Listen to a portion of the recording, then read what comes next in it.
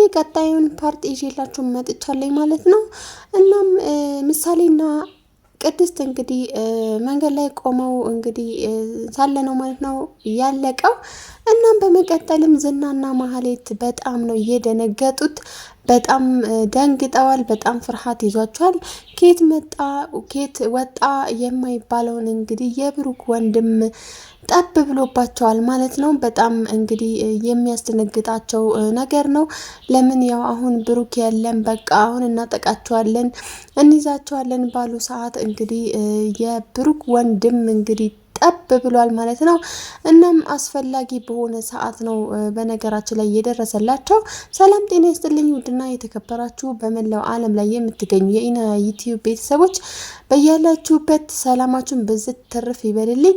ቪዲዮውን እስከ ፍጻሜው ድረስ በመከታተል እንዲሁም የደውል ምልክቷን በመንካት ቶሎ ቶሎ እንዲደርሳችሁ ማድረግ ትችላላችሁ ማለት ነው። ስለምትከታተሉኝ ስለምታበረታቱኝ ከልብ አመሰግናለሁኝ። እናም እንግዲህ ዝና ኬት መጣ እስካሁን ድረስ ያልነበረ እኔ ማላቀው ወንድሙ ኬት ነው የመጣው ኬት ወጣ ዛሬ በማለት ለማህሌት ጠይቃታል። ማህሌትም እንግዲህ እስር ቤት ነበረ እና አሁን ገና መፈታቱ ነው፣ ያለ አንድ ምክንያት አይፈታም፣ ይሄውንማ ነገር አለ በማለት እንግዲህ ለዝና ትነግረዋለች። እና እነሱም እንግዲህ ወደኋላ በመሸሽ እንግዲህ ሳያቸው እናም የብሩክ ወንድም አላያቸውም ማለት ነው። እና ያው ሳያቸው ለማምለጥ ችለዋል። ቅድስትዬና ምሳሌም እንግዲህ ካጎታቸው ከምሳሌ አጎት ጋር እንግዲህ ወደ ቤት ሄደዋል ማለት ነው። በጣም ነው የሚገርመው። በጣም እንግዲህ የሚገርመው ነገር ሞገስና ሉላ እንግዲህ አላማቸውን እየቀጩ ይገኛሉ። ዝና እንግዲህ እያፈላለጋትም ቢጥርም ቢጣጣርም እንግዲህ ምንም ሊሳካለት አልቻለም። በጣም ነው የሚገርመው። እናም እንግዲህ ሉላ እና ሞገስ እንግዲህ አንድ ክላስ ላይ ይገኛሉ። እሷም እንግዲህ በድንገት ሞገሴ ብላ ትጠራዋለች። እሱም እስቲ ድገሚው በማለት እንግዲህ ድጋሚ እንድጠራው ያደርጋታል። እና ስሜ ለካ እንደዚህ ደስ ይላል እንዴ በማለትም እንግዲህ መልስ ሰጥቷታል ማለት ነው። በጣም ነው የሚገርመው። እናም እንግዲህ ማህሌትና ዝና እንግዲህ መንገድ ላይ አሁንም ያው አንድ ላይ ናቸው ማለት ነው። እናም ብሩክ ጠፍቷል ያው ስልኩን አይሰራም ሲባል ሰምቶ ሊሆን ይችላል በማለትም ማህሌት ለዝና ተነግሯለች። እናም እስቲ እናያለን በማለትም ዝና ይመልስላታል። ምኑን ነው የምናየው ትላለች ማህሌትም።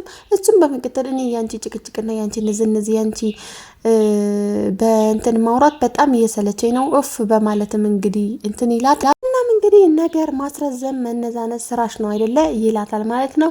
እሷም እንግዲህ በቃ ጸጥ በማለት ትመለከተዋለች። የሉላን እግር ስር መፈለግ እንግዲህ አንቺ ስራሽ አድርጊው በማለትም ይነግራል። እና ሉላ እንግዲህ በመቀጠል ለሞገስ አሁንም እዚህ ከተማ ነው የምንቆየው በማለት ጠይቀዋለች። እሱም እንግዲህ በመቀጠል ሉላ እኔ ብሩክ ጠፍቷል፣ ድምፁም የለም እና እሱን አግኝቼ ይቅርታ መጠየቅ አለብኝ ከመሄዴ በፊትም እያለ ይመልስላታል። ጥላቻን ይዞ መቆየት ጦርን ይዞ መቆየት እንደማለት ነው ትለዋል። እናም እንግዲህ ይቅር ማለት ትልቅነት ነው እና ይቅር መባባል አለባችሁ ትለዋለች። እሱም አዎ ያው እንግዲህ አሁን ስለጠፋ ነው እንጂ እሱን አግኝቼ ይቅርታ ሳልጠይቅ ከዚህ መሄድ የለብንም፣ ክፍለ ሀገር ከሄድን ተመልሰን መምጣታችን እዛው መኖር እንድትኖሪ ነው የምትፈልጊው እያለ ይጠይቃታል። እሷም እንግዲህ የራሱን ህይወት እስኪጀምርና እስኪረሳን ድረስ ነው በማለት ትመልስለታለች። እናም በመቀጠልም እሱ እንደው እኛን መከታተል በፍጹም አይተውም፣ በፍጹም አያቆምም፣ መቼም የትም ብንሄድ አይተውንም በማለት ሞገስ እንግዲህ ለሉላ ይነግራታል። ሉላም እንግዲህ እኔ አንተ ደግሞ ለአንቺም ከአዲስ አበባ ርቆ ክፍለ ሀገር መኖር በጣም ከባድ ነው እያለ ይነግራታል። እሷም እንዲህ በማለት መልሳለታለች። እኔ አንተ ከአጠገቤ ከሆንክ የትም ብሆን ችግር የለብኝም በማለትም ትመልሳለች ማለት ነው። እናም እንግዲህ እንዳልሽው ይሁን በማለት እንግዲህ ሞገስ ይመልስላታል። ሉላም እንግዲህ አሁን ከዚህ አንወጣም ማለት ነው በማለት ትጠይቀዋለች። እሱም በኋላ ዝና አይኖርም እና ወተን ፏፍትው እንላለን በማለትም ተስፋ ይሰጣታል። እናም በመቀጠል እንግዲህ የብሩክ ወንድም እንግዲህ ስሙ መድብል ይባላል። እንግዲህ እናም መድብልዬ በጣም ነው የምወድክ ትለዋለች ምሳሌ እንግዲህ አጎቷን በማግኘቷ በጣም ደስ ብሏታል። በጣም ማለት ነው። እናም አንተና አባዬ ወንድማማቾች ናችሁ አይደል ብላ ትጠይቀዋለች። እሱም እኔ እንጃ እንግዲህ እናቴ እማዬ ወንድማዎች ናቸው ብላኛለች እያለ ይመልስላታል። እሷም እንግዲህ በመቀጠል ትልቅ ሰው እማዬ ይላል ወይ በማለትም ትመልስለታለች። እሱም እንግዲህ በመሳቅ እናም እንግዲህ ታዲያ እሺ ማን ብዬ ልጥራት በማለት ይጠይቃታል። እሷም እንግዲህ እኔ እንጃ በማለት ትመልሳለች። እሱም እንግዲህ እና ለአባቴ ወንድም ከሆንክ ለእኔ አጎት ለምን ሆንክ ትለዋለች ማለት ነው። እና ታዲያ ወንድምሽ ልሆን ወይ በማለት ትመልሶላታል። በመቀጠልም እንግዲህ እሷ አይ እኔ ወንድም ቅድስት ነው የምትወልድልኝ በማለትም ትመልስለታለች። ምን ነው ግን አዝማማ ያለ ወይ ወንድም የመወለድ በማለትም ይጠይቃታል። እሷ ምን ያላቅም በማለትም ትመልስለታለች ማለት ነው። እናም እንግዲህ መድብል ማለት ነው ለምሳሌ ሂጂ በቃ ቀያሪ የሚጠናም ካለ አጥኚ እያለ ወደ ክላሷ ይሸኛታል። ያው እንግዲህ ከቅድስት ጋር ማውራት ፈልጎ ማለት ነው። እናም በመቀጠልም እንግዲህ ቅድስትና መድብል ማለት ነው። መድብል እንግዲህ እስካሁን ድረስ የተፈጠረው ነገር ሁሉ ምንም ሳትደብቂ ንገሪኝ እባክሽን እያለ ለቅድስት ይማጸናታል። እሱን ለመርዳት እንግዲህ ያለውን መረጃ ሁሉ ሰብስበን እሱን ለመርዳት መነሳት አለብን በማለትም ሀሳቡን ያቀርብላታል። በመቀጠልም እንግዲህ ዝናና መሀሌት አንድ ቦታ ተቀጣጥረው ይገኛሉ።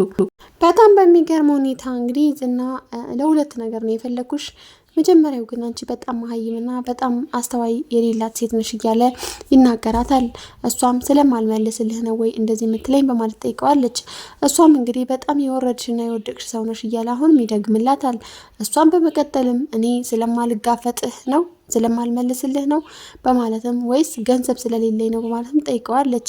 እሱም አይደለም አንቺ የወረድሽውና አንቺ የወደቅሽው ብሩክን የፈታሽው ቀን ነው በማለትም ይመልስላታል። አንድ ሰው አንዴ ከወደቀ ወደቀ ነው የጫማሽን ጭቃ ነው የምትሆኝ በማለትም ይነግራታል። ማህሌትም ስሜቷን መቆጣጠር አቃታት። በጣም ተናደደች፣ በጣም ተበሳጨች። የዝና ዘለፋና የዝና ስድብ በጣም እየጎዳት ነው ያለው። እናም አሁን ለምንድን ነው የፈለከኝ ማለት ጠይቀዋለች። እሱም እንግዲህ ስለ ሉላ የምንፈልግበት አቅጣጫ ሌላ ዘዴ መቀየር አለብን ልልሽ ነው እያለ ይመልስላታል። በመቀጠልም እንግዲህ ይሄ የብሩክ ወንድም ለምን እንደመጣ አጣርተሽ ልትነግሪኝ ይገባል፣ በደንብ ማወቅ አለብን በማለት ይነግራታል። በመቀጠልም እንግዲህ የብሩክ ወንድም መድብል ወንድሜማ የሆነ ነገር ሆኗል፣ የሆነ ነገርማ ባይሆን እንደዚህ ቤቱንና የሚወዳት ልጁን ጥሎ እንደዚህ አይጠፋም ነበር በማለትም መድብል በጣም ተሰምቶታል።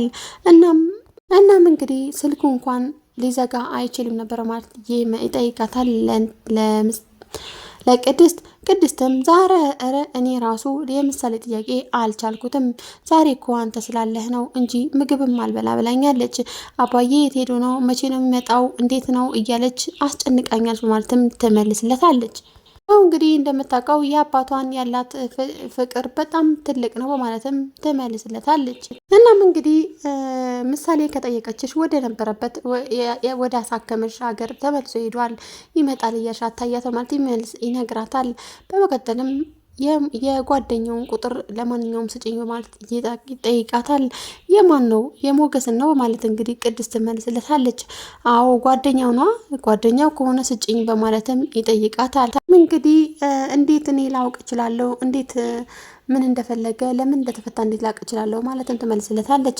በመቀጠልም እንግዲህ ዝና እንዲህ እሱ የአንቺ ስራ ነው የኔ ስራ አይደለም፣ እንዴት እንደምንከታተላቸው እኛ እየተከታተልናቸው እንደነበረ እንዴት አወቀ? እንዴት ደግሞ ወይስ እስካሁን ድረስ እሱ ተፈቶ ውጪ ላይ ሆኖ እኛን እየተከታተለ ነበር ማለት ነው በማለትም ለማህሌት ይጠይቃታል። ወይስ ከሰማይ ዱብ ብሎ ነው በማለትም ይጠይቃታል። እሷም እንግዲህ ማህሌት በመቀጠል ያው እንግዲህ አጋጣሚ ሊሆን ይችላል በማለትም መልሳለታለች። እናም እንግዲህ በጣም ጠርጣሪው ዝና ማለት ነው አጋጣሚ ሆኖ እንዲታየን አጋጣሚ ሆኖ እንዲመስለን ተደርጎ የተሰራ ሴራ ይሆናል በማለትም ጥርጣሬውን ይቀጥላል። እኔና አንቺ ካልተደዋወልን መርካቶ ውስጥ ልንገናኝ እንችላለን ወይ ለምሳሌ በማለት ጠይቃታል። አይ አይችልም በማለት ትመልስለታለች። እኮ ዛሬ ታዲያ እዛ ቦታ ላይ እንዴት ሊገኝ ይችላል? እንዴት አጋጣሚ ሊሆን ይችላል? በማለትም ብዙ ሀሳብ ውስጥ ይገባል ዝና። እሱን መከታተልሽን ስለ ቤቱ ኬዝ በጣም ይጠቅምሻል። ተከታታዩ ለምንም እንደሆነ እንዴት እንደሆነ በደንብ አጣፍተሽ ንገሪ በማለትም ይነግራታል። እሺ አሁን ስለ ሉላ ምንድን ነው አዲሱ መንገድ ማለት ጠይቀዋል። እናም እንግዲህ ሞገስና ሉላ አንድ ክላስ ላይ ቁጭ ብለው ሳለ አሁን ፀሐይዋ ረገብ ብላለች፣ ለምን ወተን ትንሽ አንዝናናም በማለት ጥያቄ ያቀርብላታል ሞገስ።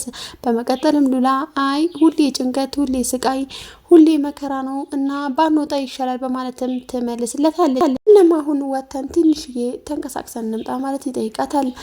እና ውድና የተከበራችሁ ተመልካቾቼ